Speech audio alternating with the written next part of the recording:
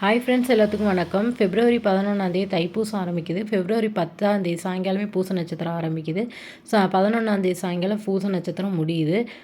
பார்வதி தாயார்கிட்ட முருகப்பெருமான் சக்தி வேலை வாங்கினால தான் பூச நட்சத்திரம் நட்சத்திரத்து அன்னைக்கு தான் அந்த வேலை வாங்கினார். அதனால் தைப்பூசமாக கொண்டாடுறோம். இப்போ 48, 21, 11, 6, 3, 1 இந்த மாதிரி நாளில் விரதம் இருப்பாங்க. உங்களால் எப்படி இருக்க முடியுமோ நம்மளால் இருந்துக்கலாம்.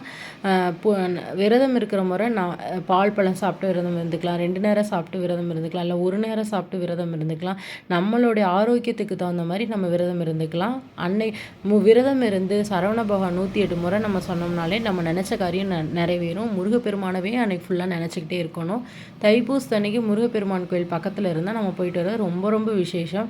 பார்வதி, சிவபெருமான், முருகன் இவங்க 3 பேர்த்தையும் அன்னைக்கு கும்பிட்றது ரொம்ப ரொம்ப விசேஷமானது. நம்ம நினச்ச காரியம் நிறைவேறுமாங்க.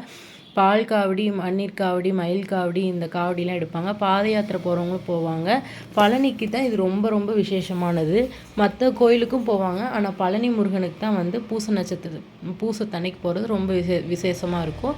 கிராம சைடெல்லாம் பார்த்தா கும்மி அடிக்கிறது, மாவிளக்கு பிடிச்சி பொங்கல் சுண்டல்லாம் வச்சு கும்மி அடிக்கிறது. பழனி போகிற வழியிலலாம் பார்த்தீங்கன்னா நிறைய பேர் அன்னதானம் கொடுப்பாங்க. அன்னதானம் கொடுக்கணும்னு நினைக்கிறவங்க அந்த மாதிரியும் கூட கொண்டு வந்து கொடுக்கலாம். இந்த மாதிரிலாம் தைப்பூசம் கொண்டாடுறாங்க. தேங்க்யூ.